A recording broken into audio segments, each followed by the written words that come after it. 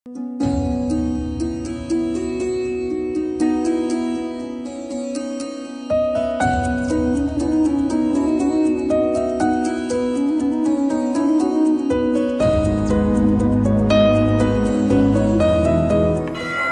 महाराजांना विनंती आहे की परमपूज्य ओंकार महाराज आत्मस्थ झाल्यावर आपण आपलं मनोगत व्यक्त करावं आणि भाविकांना संदेश द्यावा। अवधूत चिंतन श्री गुरुदेव दत्त करा। अवधूत चिंतन श्री गुरुदेव दत्त दत्त दत्त। आज भगवान दत्तात्रयाच्या जन्मोत्सवाच्या महान पर्व काळावर इंदगाव या पावनभूमीमध्ये रत्नाकर महाराजांच्या घराण्याची ही 21वी पिढी आहे। अखंडपणे सातत्याने भगवान दत्तात्रयाचा, स्वामी समर्थाचा आणि साईबाबांचा कृपा प्रसाद असलेलं हे त्रिवेणी संगमाचं स्थान आहे। आणि आजच्या पवित्र पर्वणीवर श्री नाना महाराज यांच्या पवित्र समाधीला आपण सर्वजण कोटी कोटी प्रणाम करू।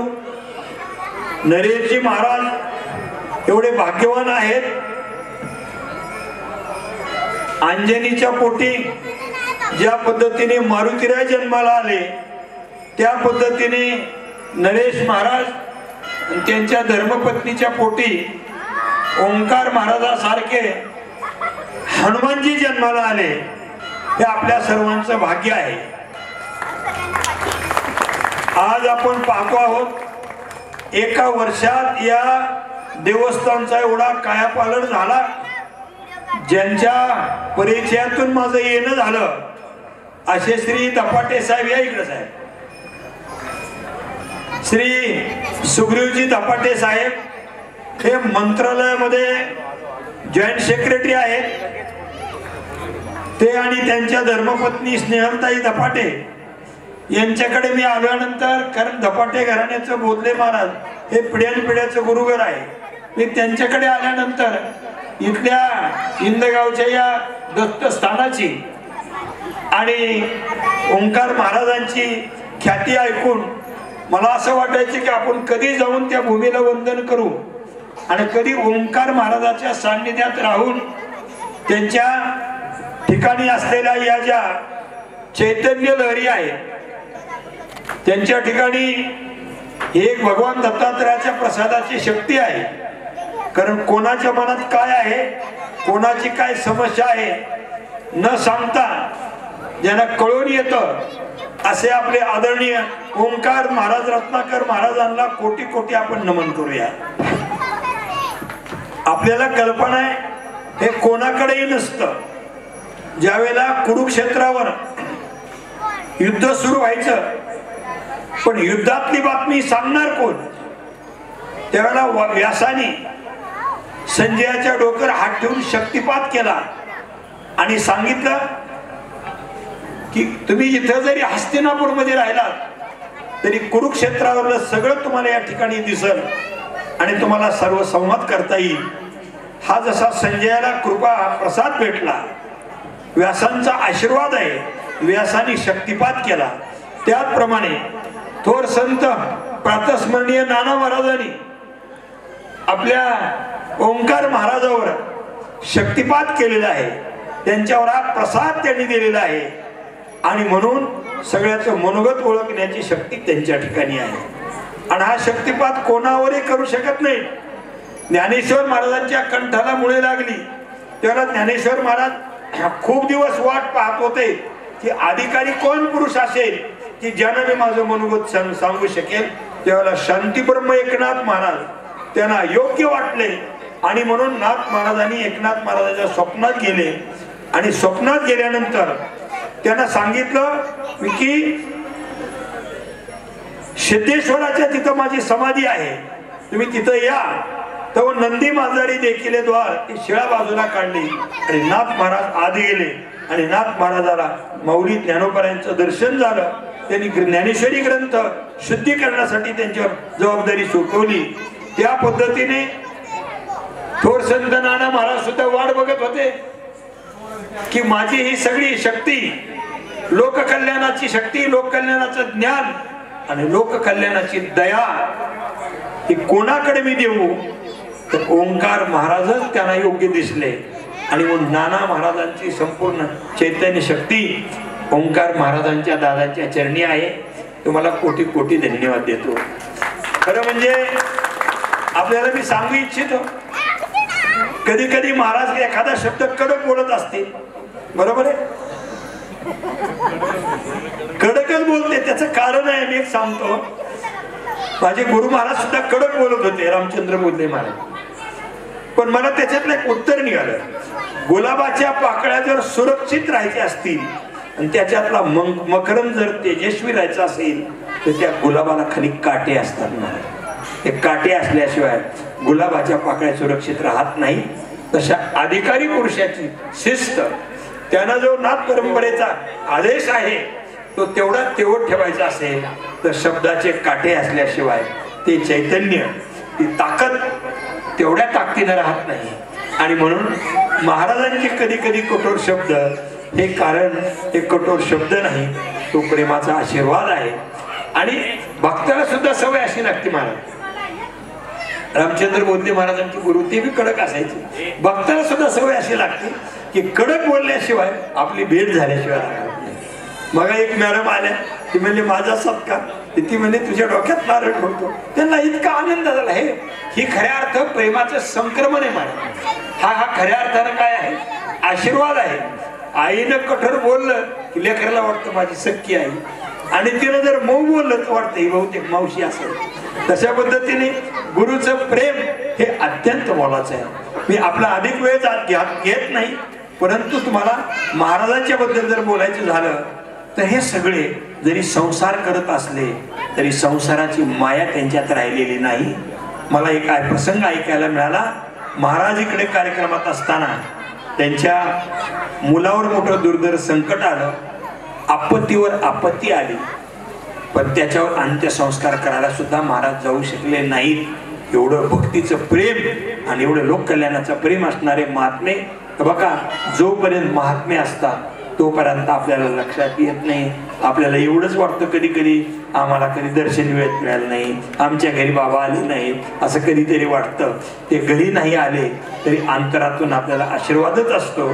त्यांचा शब्दाचा संवाद नाही झाला तर दृष्टीतून, कासवीनं नुसतं दृष्टीनं पाहिलं तरी कासवीच्या पिलाचं पोट भरतं. तसं साधू संतांनी कृपा कटाक्षे नाहीले आणि आपले पदी वैसविले. बाप रखुमाई विठ्ठले भक्ता दिले वरदान. मला सुद्धा महाराजांच्या चेहऱ्याकडे पाहिलं की असं वाटतं ही सामान्य विभूती नाही.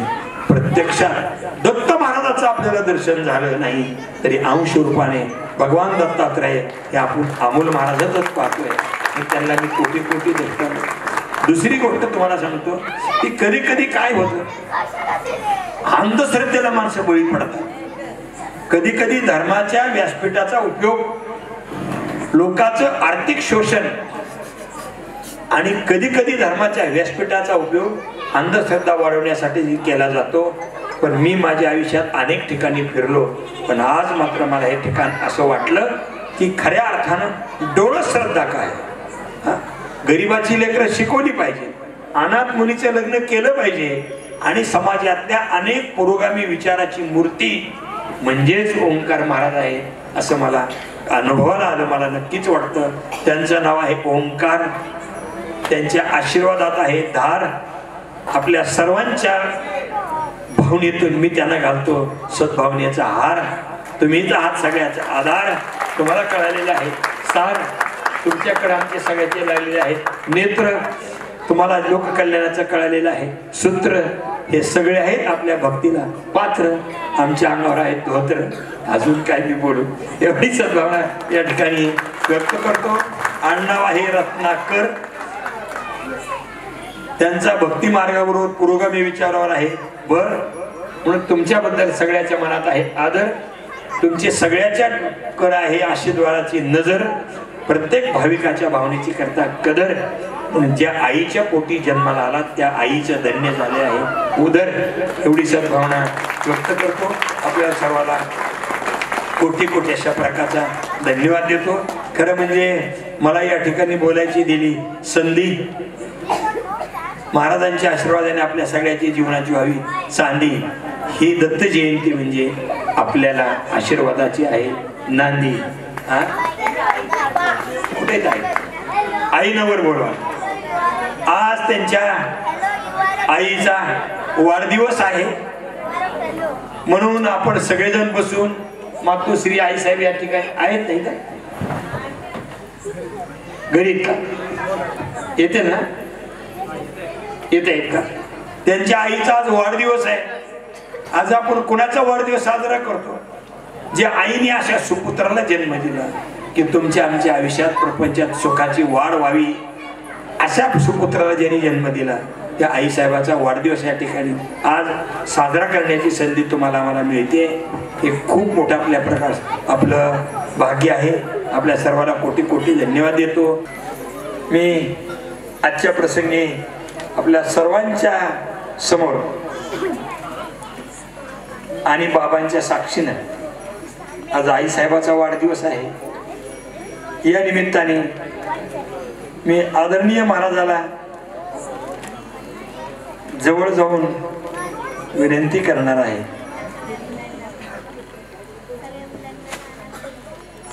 तुम्हाला माहित आहे नाथ परंपरेतली मंडळी ते वैराग्यवान असतात. त्यांना कुठेही मोह आसक्ती कधीच नसते. बरोबर आहे? ही नाथ परंपरा आहे. पण महाराजाला आपल्या सर्वांच्या वतीनं आई बाबाच्या साक्षीनं त्यांच्या पत्नी कुठे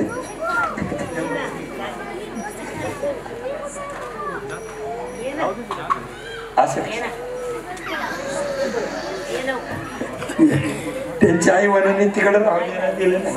तुमच्या सान्निध्यात राहते. या सगळ्याच्या साक्षीनं मी एक विनंती करू का महाराजाला? आहे का तुमच्या मनात? माझी महाराजाला विनंती आहे, तुमच्या सगळ्याच्या अंतःकरणातली भावना. महाराजांनी ट्रस्टचं जे अध्यक्षपद आहे त्याच्याबद्दल कंटाळा करू नका.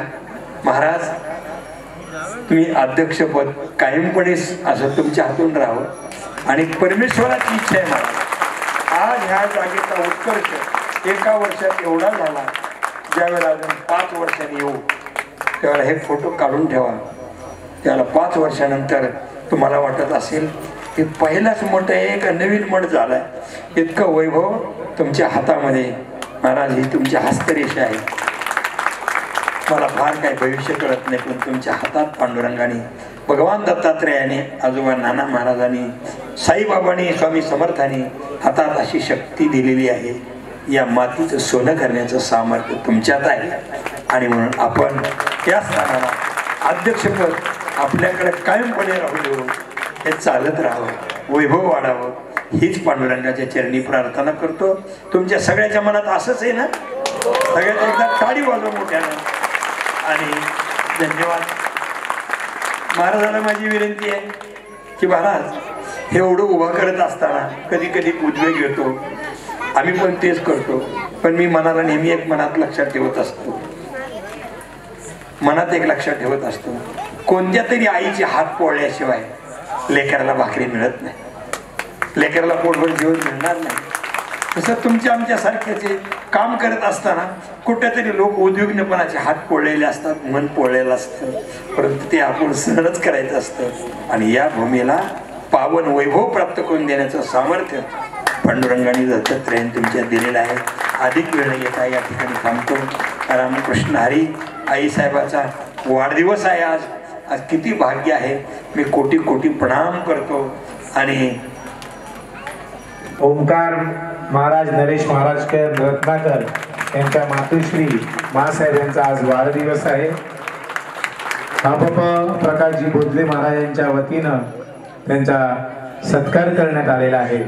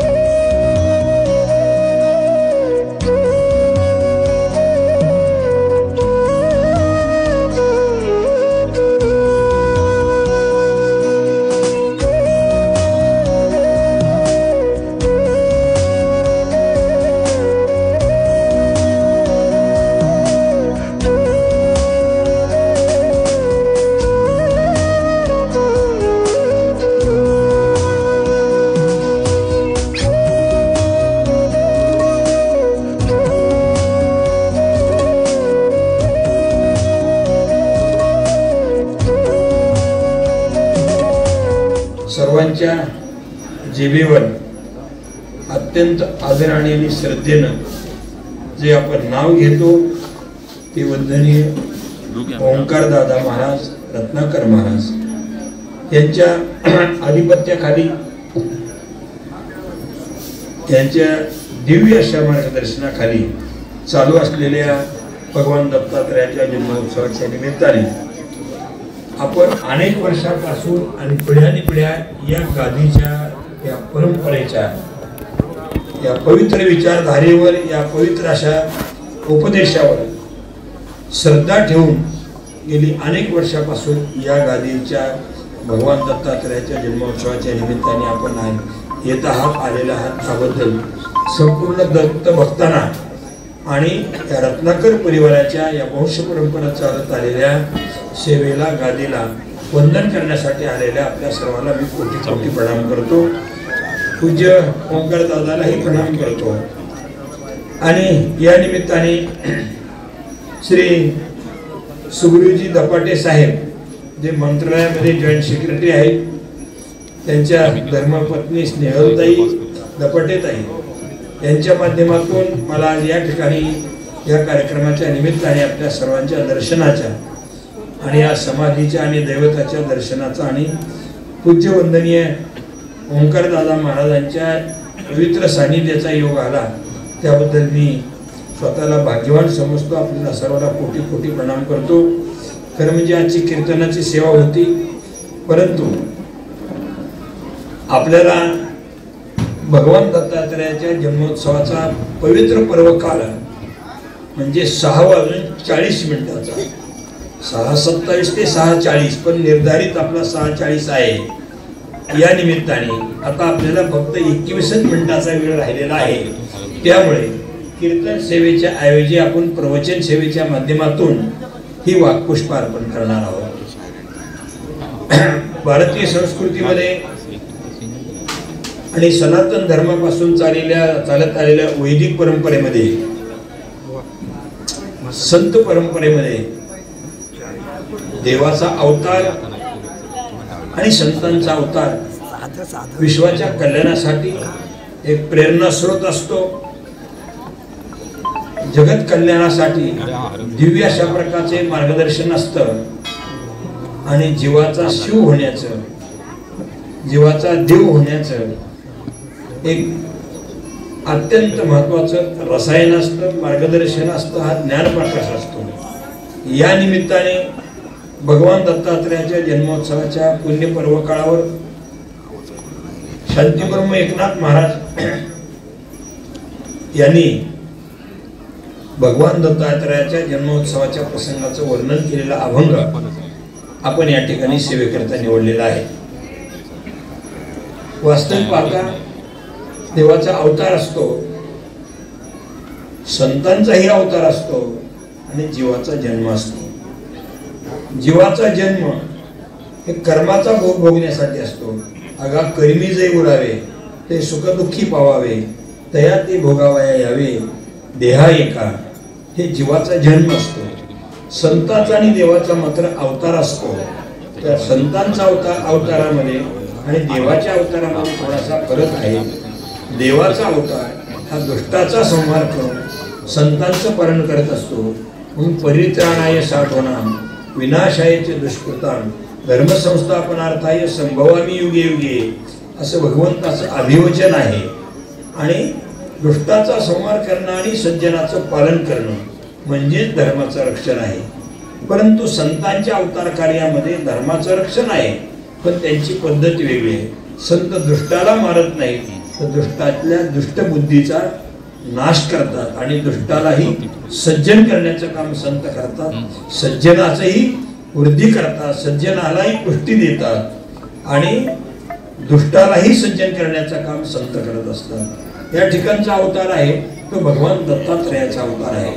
आपण नियमाप्रमाणे ह्या परंपरा पाहत असतो की परंपरा हे परंपराच असतात की ज्याला भगवत साक्षात्कार असतो, जिथे प्रत्यक्षात भगवंताचा अनुग्रह असतो, त्याला परंपरा म्हणतात. आणि त्या परंपरा पिढ्याने पिढ्या चालू असतात.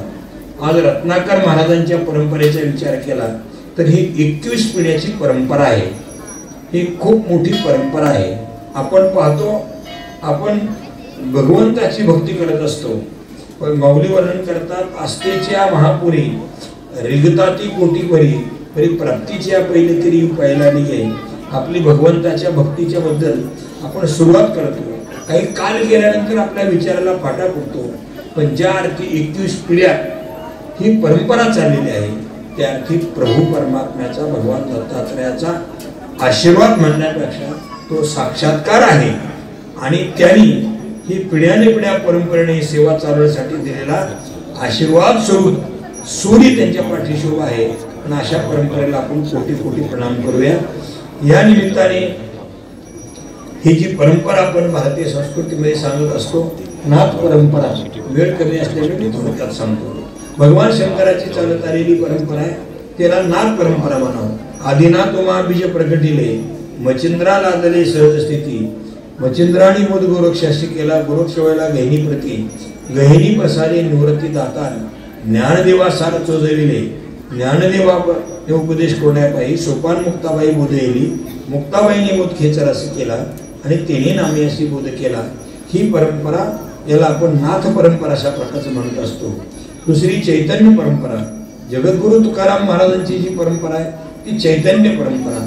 मुख्य महाविष्णू चैतन्याचे मूळ, संप्रदाय सकाळाचा इथोनिया, अशी बाबाजी चैतन्यापासून आलेली परंपरा, या परंपरेला चैतन्य परंपरा म्हणतात.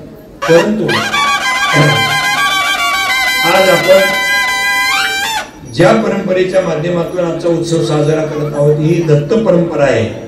जो का निर्गुण निराभास, जेतून उद्भव सबल ब्रह्मास, आदी नारायण म्हणजे त्यास जो का सर्वांचा आदिगुरु, जयाचा ब्रह्मा अनुग्रहित, ब्रह्मा आत्री उपदेशित, आत्रीपाद प्रसादी श्री अवधूत दत्तात्रय.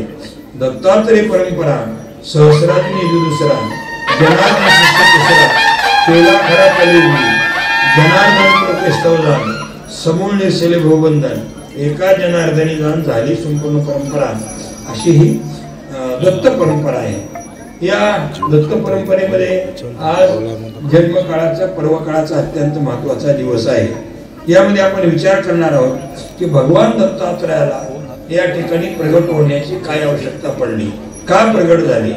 जसं रामाचा आपण अवतार पाहत असताना सांगतो की रावणाधिकाच्या दुष्टाचा संहार करण्यासाठी रामाला प्रगटावं लागलं. भगवान श्रीकृष्णाचा अवतार होण्यासाठी आपण कारण सांगत असतो, पापी जे भक्त दैत्य ते माजले, धरणीशी झाले ओझे त्याचे, आणि मग कंसाधिकाच्या दुष्टाचा संहार करून उग्रसेनासारख्या सज्जनाच्या माध्यमातून समाजामध्ये शांतता सुव्यवस्था प्रस्थापित करणं, माणसाच्या अपप्रवृत्तीपासून सत्प्रवृत्तीकडे समाजाला आणणं, त्यांचं आत्मकल्याण करणं आणि भक्ती मार्गाने जगाचं पोट कल्याण करणं, ही कारण आपण सांगतो. पण भगवान दत्तात्रयाचा अवतार कशासाठी झाला त्याच्या कारणाचा विचार आपल्याला या प्रसंगाच्या निमित्ताने आपल्याला करावा लागतो. त्याचं कारण असं आहे की भगवान शंकर एके दिवशी आपल्या पत्नी पार्वती मातेशी चर्चा करत असताना त्यांनी सांगितलं की मृत्यू लोकामध्ये एक अनुसया नावाच्या महान पतिव्रता आहे आणि त्यांचा अधिकार एवढा मोठा आहे की ज्या वेळेला प्रभू रामचंद्र विष्णू अवतार वनवासात गेले तेव्हा वनवासाच्या वेळेला अत्रि ऋषीच्या आश्रमात गेले आणि जगन्माता सीता देवीला देखील अनुसया मातेने उपदेश केला, मार्गदर्शन केलं. म्हणजे जगज्जननी सीता मातेचे देखील राम अवतारातलं गुरुत्व ज्यांना मानलं जातं अशी अनुसया माता आहे आणि त्या महान पतिव्रता आहे, खूप त्यांची ख्याती आहे. असं ऐकल्यानंतर पार्वती मातेला असं वाटलं, नेहमी करता अडचण कुठे होती, मोठ्या माणसाला असं वाटत असतं मीच मोठा आहे, माझ्यापेक्षा कोणी मोठा आहे असं वाटलं, ऐकायला मिळालं की त्यांना थोडं ते उद्वेगल्यासारखं होतं. तसं त्या पद्धतीने पार्वती मातेला असं वाटलं की जगामध्ये आम्ही जे तिघी जणी श्रेष्ठ आहोत, भगवान शंकराची पार्वती माता, भगवान विष्णूची लक्ष्मी आणि ब्रह्मदेवाची ब्रह्मदेवाच्या पत्नी या तिघी जरीच आम्ही श्रेष्ठ आहोत, आमच्यापेक्षा कोण श्रेष्ठ आहे हे जरा असह्य त्यांना वाटलं. नारद मुनी पुढे वैकुंठातही गेले, लक्ष्मीनाही हा संदेश सांगितला. त्यांनाही कसं तरी वाटलं आपल्यापेक्षा कोण मोठा आहे. सत्यलोकातही गेले, ब्रह्मदेवाच्या पत्नीने तो संदेश दिला. त्यांना पण वाटलं आपल्यापेक्षा कोण मोठा आहे. शेवटी या तिघी एकत्र आल्या आणि या तिघींनी विचार केला की आता आपण काय केलं पाहिजे. एखाद्याचे जर योगायोगाने एखादा माणूस जर दुसऱ्या शेवटच्या फेरीमध्ये लीडवर असेल तर जो आता ज्याची अपेक्षा आहे की मीच विजयी होणार, त्याला वाटतं काहीतरी घोटाळा केला पाहिजे. किमान शेवटच्या फेरीत 400-500 मतांनी तरी आपण आलं पाहिजे, असा त्याचा जसा केविल होणं प्रयत्न असतो. त्या पद्धतीने या तिघीलाही वाटलं की आज आपण विचार करत आहोत. माझ्याकडे लक्ष आहे का, तुम्ही काय काळजी करता, तुम्ही फक्त मर्दन लावून तयार आहात. मी बरोबर 40ला 3-4 मिनिटं कमी असताना तुम्हाला सांगतो, तुम्ही अभंग सुरू करा. असं नाही तुम्हाला जर तणाव फ्री केलं मी, मला सांगायचं कारण आहे. अशी चर्चा झाली काय करावं लागेल. मग ज्यांनी त्यांनी आपापल्या पतीला सांगितलं तुम्ही आता खाली मृत्यू लोकात जा आणि अनुसया नावाची कोण पतिव्रता आहे त्या पतिव्रतेला त्याचं पातिव्रतेचं मेरिट कमी झालं पाहिजे, अशा प्रकारचा विचार त्यांनी मांडला. पार्वतीने सांगितलं तुम्ही असं कसं म्हणताय, आमच्यापेक्षा ती श्रेष्ठ असं कसं म्हणताय. ती म्हणले ती खूप श्रेष्ठ आहे. एवढंच काय, आम्हा तिघ जण आहेत, ब्रह्म विष्णू महेश. तिच्या पातिव्रतेच्या धर्माच्या माध्यमातून या तिन्हीलाही तिच्या पायातलं वाळ करून तिने ठेवलेलं आहे. असं ऐकल्यानंतर त्यांना आणखी खूपच असह्य झालं. काय करायला पाहिजे. या तिघींनी ब्रह्मदेव, विष्णू परमात्मा आणि भगवान शंकर या तिघालाही आग्रह केला आणि आग्रह करून त्यांनी मृत्यू लोकात पाठवलं. आता ते अनुसया माताच आहे, आत्रीच आहेत. नेहमी कधी कधी लक्ष द्यायचं, ठेवायचं की कधी एखाद्या गोष्टीचा मतभेद झाला किंवा एखाद्या प्रसंगावर एकाला कुठेतरी असह्यता वाटली तरी ती नियतीला मान्य असते. त्याच्यातून भविष्यकाळ काहीतरी चांगला घडवायचा असतो. आणि या निमित्ताने हे तिघजणे खाली आले आणि त्यांनी सांगितलं यांच्या पातिव्रत्याचं मेरिट कमी केलं पाहिजे तर जमणार नाही, तर आमचा कमीपणा होणार आहे. इथं आल्यानंतर हे ब्रह्मदेव, विष्णू आणि शंकर परमात्मा आत्री ऋषीच्या आश्रमात आले. आश्रमात आल्यानंतर त्यांनी पाहिलं अनुसया माते, आत्री ऋषींनी नमस्कार केला. अनुसया मातेला वाटलं आपण या ठिकाणी आलात, खूप चांगले ब्रह्म विष्णू महेश तुम्ही आलात, खूप आदर दिला. तुम्ही आम्ही तुम्हाला काहीतरी मागण्यासाठी आलेलो आहोत. मागण्यासाठी आलेलो आहेत म्हटल्यानंतर त्यांना वाटलं बरं झालं. अहो आम्ही देवाकडे मागायचे, ते देव आम्हाला मागायला येत असतील तर ह्याच्यापेक्षा आमचं भाग्य काय असणार आहे, असाही त्यांनी विचार केला. ठीक आहे म्हणजे काय मागायचे ते मागा. त्यांनी एवढंच सांगितलं की आमची अशी इच्छा आहे की तुम्ही विवस्त्र होऊन आम्हाला भोजन घातलं पाहिजे, अशी सद्भावना व्यक्त केली. म्हणजे काय करायला पाहिजे ती म्हणजे काय हरकत नाही, तुमची इच्छा आहे. कारण तुकामणी पतिव्रता तिची देवावरी सत्ता, त्यांनी काही नाही केलं. मंत्राक्षरा त्यांच्या डोक्यावर टाकल्या आणि तिघालाही लहान बाळ केलं. अगदी लहान बाळ केलं, तिघही लहान बाळ झाले.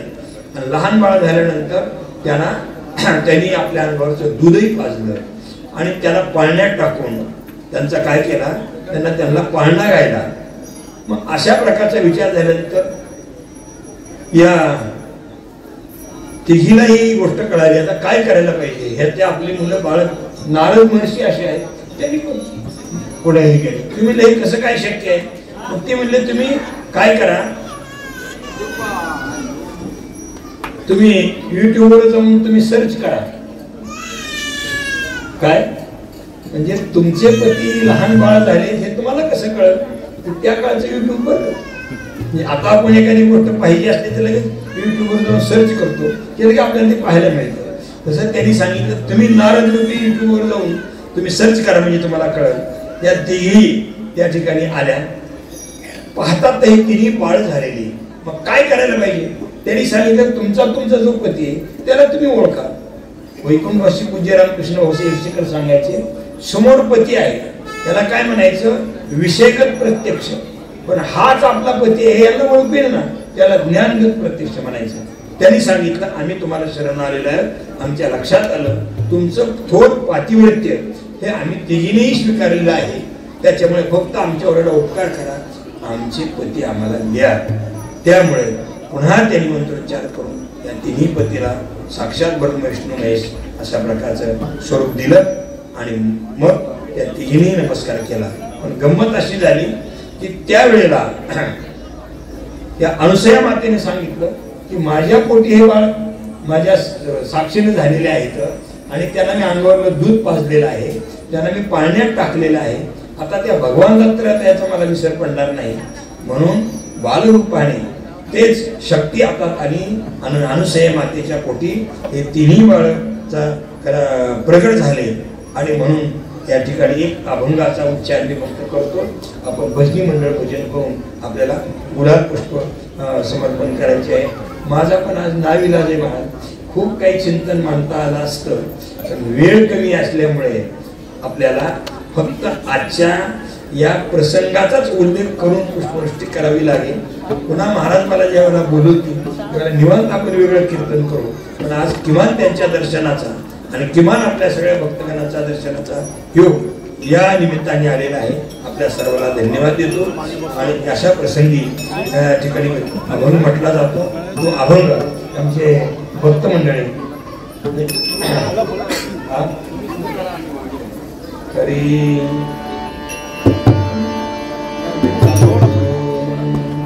दर्यावतार विश्वतारावया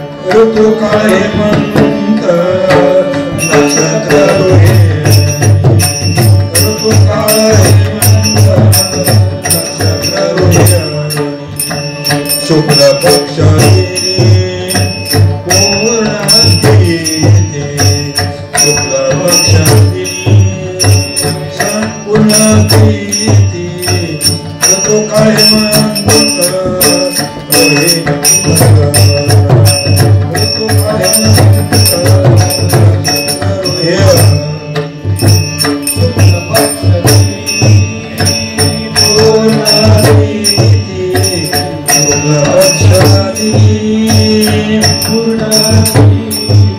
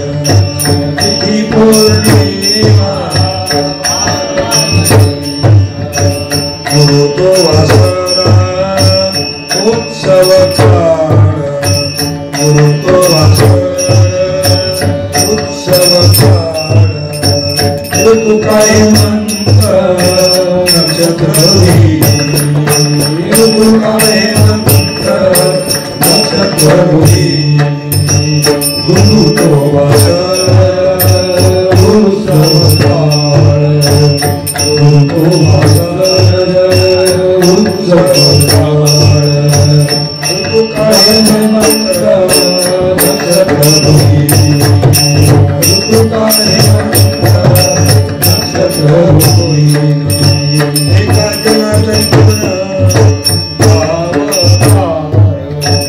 एका जनार्दन पूर्ण अवतार एका जनार्दनी पूर्ण अवतार एका जनार्दनी पूर्ण अवतार जनार्दनी पूर्ण अवतार एका जनार्दनी पूर्ण अवतार एका जनार्दनी पूर्ण अवतार एका जनार्दनी पूर्ण अवतार एक सेकंद फक्त 2 मिनिटं राहिले आपल्या वार्षिक नियमाप्रमाणे हा चाबूक म्हणून पुढे टाकायचा तर काय एखादा म्हणतो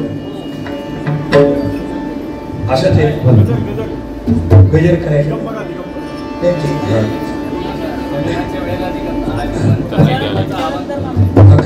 निर्गुण निराकार प्रगटले निर्गुण निराकार प्रगटले तू काळ हेमंत नक्षत्र होईल तू काळ हेमंत नक्षत्र होईल शुक्ल पक्षानी पूर्ण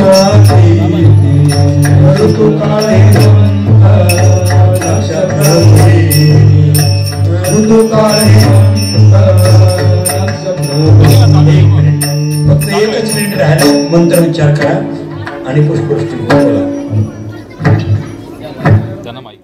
तस्माद् शिवाजायन्त जे केचो भयादताः गावो हजत्निरे तस्मात् जाता अजावयाः तञ्जज्ञं वरहिः कौशं पुरुखञ्जातमग्रताः तेन देवाय जन्त साध्यारिकजश्चजे जद्पुरुखं वेददु कल्पयन्न मुखं व्यवस्यासीत् किं बाहु किमुरुपादा उच्येते ब्राह्मणोऽस्य मुखमासीत् बाहु राजन्याकृताऊरु तदस्य जद्वैश्यापटिव्याङ्कुशूद्रो अजायत चंद्रमा मनसोद्यात चक्षुः सूर्यो अजायत श्रोत्राद् वायुष्य प्राणस्य मुखादग्निरजायत नाभ्यासीदन्तरिक्षकौशिरश्नौर्यौः समवर्तत पदव्यां भूमिर्दिशा श्रोत्रात् तथा लोकान् न कल्पयन् जडपुरुषेण हविका देवाजज्ञमतर्वत वसन्तो स्यासीदाज्यं ग्रीष्मैतमा शरद्दवेः सप्ताशासन् परिधे श्री सप्तसमिताकृताः देवाजतजन्तन्वानावत्नन् पुरुखं वशुम्मा यज्ञेन यज्ञमयजन्त देवास्तानि धर्माणि प्रथमान्यासन्न